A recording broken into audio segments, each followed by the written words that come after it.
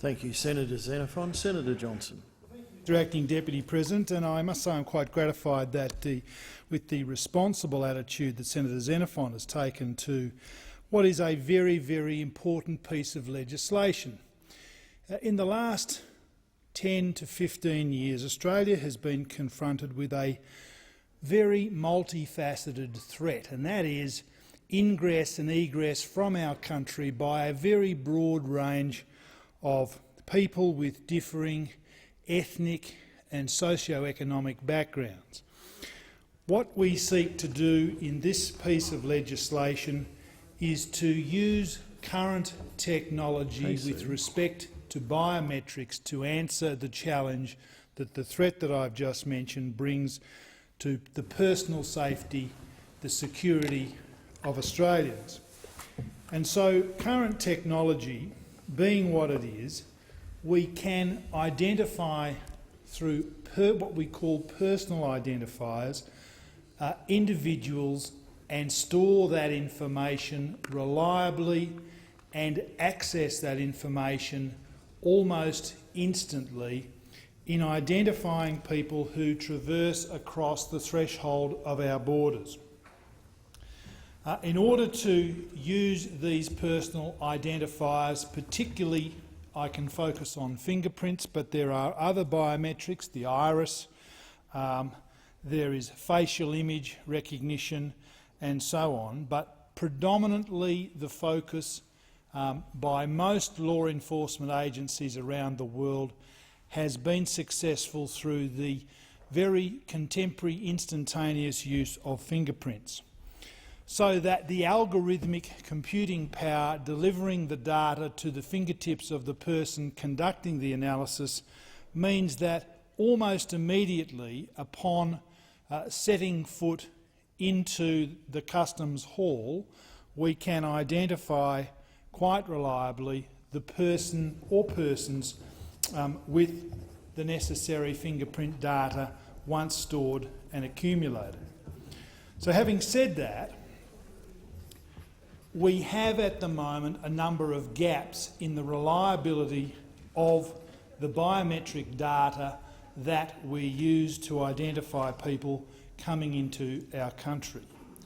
This bill assists in filling those gaps and giving people with the very important responsibility of protecting our borders and identifying people who would be otherwise not welcome in Australia the best opportunity of identifying them. And we know that we have had a number of individuals both coming into Australia and leaving Australia where in the very large amount of individuals ingressing and egressing from our country, it has been very difficult for the department to make the necessary adjudications in the time frame that is given them when a person is particularly entering or leaving Australia. So this provides a framework to enable a manual fingerprint-based checks to be carried out using mobile handheld devices. This is phenomenal technology. This is computing power doing a lot of very good work in giving officers at the border the capacity to make a very reliable, instantaneous or almost instantaneous decision as to the identity of particular people coming and particular people going. They'll be conducted at airports, seaports and anywhere else where it's very important that Australia have reliable data on a person's identity from a security perspective.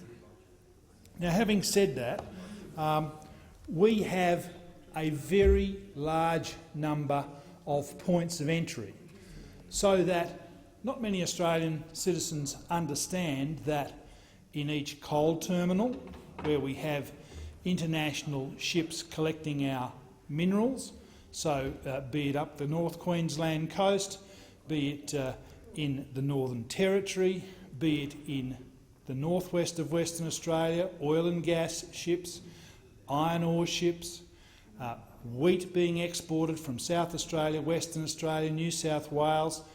All of these points of entry or exit, particularly for our exportable goods, our live export of sheep and cattle, mean that we are often having people come into Australia whose identity we should know of. We should be able to very quickly and in a secure and reliable way be able to identify who is setting foot into Australia. Now, the problem we have at the moment is, firstly, all of these various sites need to be connected to the network. Then we have the problem of having the necessary computing capacity and reception in those sites for us to be able to access the databases, and of course we then need to train our officers at those points to completely understand and be able to fully utilise the information technology that we are presenting them. So this the specific measures in this bill will introduce a broad power to collect biometrics for the purposes of the Migration Act and regulations, including to assist in identifying persons who may be a security concern to Australia. I mean, I think that's almost a statement of motherhood in terms of its importance and the necessary authorities, laws and regulations that we would want to give our officers in collecting such biometric data. It will provide the flexibility to always require biometrics in some circumstances, for example in visa applications, from persons who are part of an identified high-risk cohort, or to not require biometrics in some other cases. So the flexibility to make decisions at the point of authorising entry is going to be in the legislation, and it will allow biometrics to be collected multiple times where required. And again, I emphasise that we have physical characteristics as personal identifiers such as facial image, so photography, digital photography, to be used to get a biometric facial image. Fingerprints obviously is the one that I focus on, and of course iris images digitally recorded of individuals will provide a very reliable and quite flexible and contemporary analysis of individuals so that we can readily identify them from the database. The bill will not mean that biometrics will be collected from the majority of non-citizens who apply for a visa to travel to Australia. It does not introduce a universal biometric collection policy, so there's no one-size-fits-all and a blanket provision, but provides flexibility, as I've said, to require biometrics from particular individuals or high-risk cohorts. All current circumstances under which the Migration Act authorises the collection of personal identifiers will continue to be authorised under the bill, and these are, by way of example, in the granting of a visa to non-citizens, entering and departing Australia citizens and non-citizens, and I should emphasise that there is also a criminal element that will be catered for and adhered to here, so that people who are on watch lists, people who are suspected to be doing things which may, in the medium to long term, be in breach of the law, will be able to be identified reliably. To determine whether a non-citizen holds a valid visa or not, so reconciliation between the data provided in the visa application and the point of using that visa, and detention decision-making for non-citizens. In addition, the Department will be able to selectively collect personal identifiers from particular individuals who have not previously provided their personal identifiers, but who have been identified as a concern after their arrival into Australia, or due to their behaviour while living in the Australian community, continue to be a concern. I actually think and commend that aspect to the Senate. I think that's a very, very important thing, given that I think we're on the verge of taking our a refugee reception to about 18,000 people per annum. This is a very important measure, and I must say I'm very gratified by the measures in this legislation. The information will provide greater integrity to the immigration system, protection against the spread of terrorism and human trafficking, and assist in resolving the current asylum seeker caseload. Now, I pause to say that human trafficking is a very, very nasty blight on the movement of individuals between sovereign nations. Any use of technology that enhances the integrity of identifying individuals who may be being trafficked against their will, particularly children, has got to be a very good thing, Madam Acting Deputy President. The amendments in the bill include the removal of the current age restrictions and parental consent to collect biometrics. I think that is very, very laudable and important. Somebody needs to take responsibility in the fight against child trafficking, and if these measures go down the path of providing officers with greater integrity in being able to identify any person, be it a minor or an adult who is being trafficked, it's got to be a good thing. The age restriction amendments are primarily, as I've said, a child protection measure aimed at preventing child trafficking and/or smuggling, particularly with respect to what we all know happens around the expression child brides. Now, I strongly commend these measures to the Senate. I think they're very, very sound, logical, strong, and I actually have no qualms about the civil liberties aspect underlying these matters, because I think the mischief that is sought to be prevented here is ever so much greater than the inhibition of any civil liberties. Collecting personal identifiers, particularly fingerprints from children, will permit a high level of integrity, as I've said, in identifying minors overseas where known cases of child smuggling and trafficking reveal high risk. I think that is self-evident and a very important aspect of this legislation which the wider community, I would expect, would welcome. Fingerprints provide a unique capability to accurately identify individuals that is not possible using facial image, particularly if the person is a minor, so that obviously facial imaging, digital facial imaging with respect to children who grow very quickly is a problem. So fingerprints are a very stable, relatively stable personal identifier throughout a person's lifetime. In addition, the age restriction amendments address situations where a parent, guardian or independent person may seek to frustrate the collection of personal identifiers by leaving a room where an identification test is to take place. I think that also is self-evidently an integrity-enhancing measure. Recent border and terrorism-related events in Australia and indeed, Madam Acting Deputy President, worldwide illustrate the need for measures to strengthen community protection outcomes.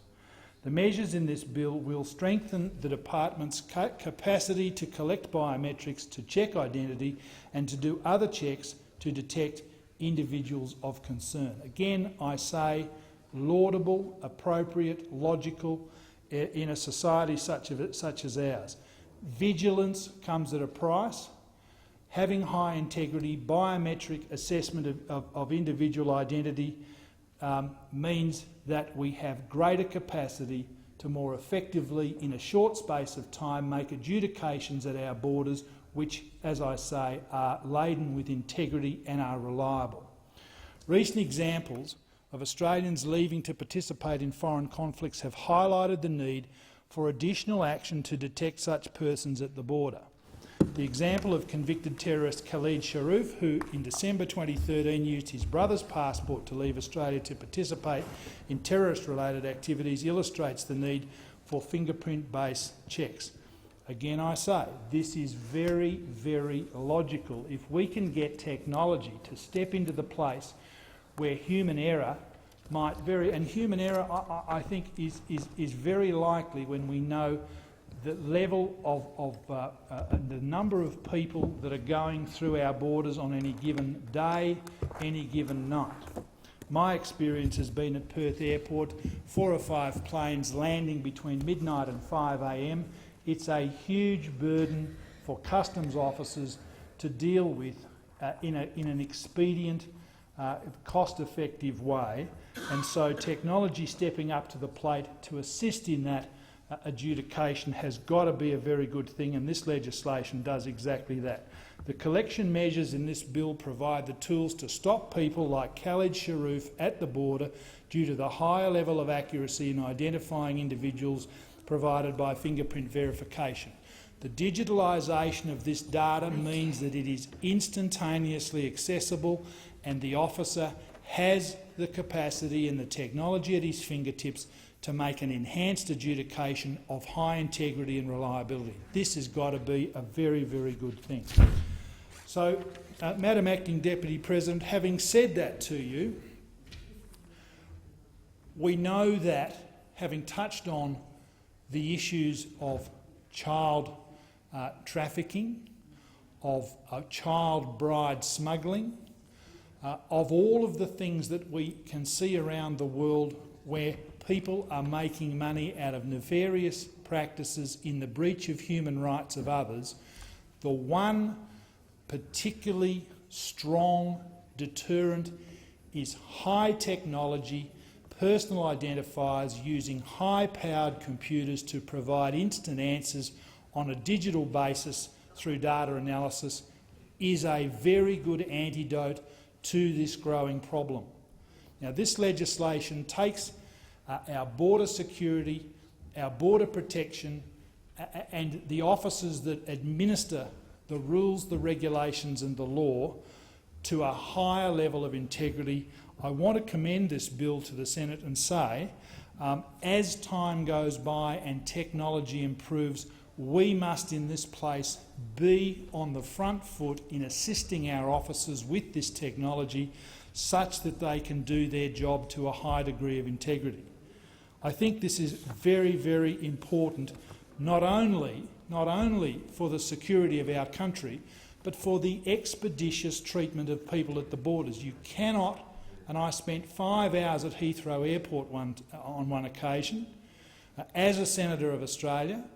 You know, the queue just went up and down, and I got to a sign that said, "You are 2 hours from the front." Now, that is because they did not use the technology. They had individual people making a rough guess as to who's who in the zoo as they came through. We want to avoid that. We want to have a high degree of integrity, a high degree of cost effectiveness, and we want to move people reliably through our borders quickly, particularly law-abiding citizens. Now, that's the consideration here. We can pick the bad apples out very quickly and reliably, and we can let law-abiding citizens move through very quickly. I think this legislation, I want to commend it, as I say, to the Senate. I think this is a very strong piece of initiative by the government to get on board with current technology. There is no excuse for us not utilising the high degree of developed, high integrity personal identification, digital personal identifiers in processing people through our borders. We should be doing it, we must be doing it, and this legislation assists in expeditiously providing our officers with greater, more reliable capacity to do what we want them to do. Thank you, Madam Acting Deputy President. Thank you, Senator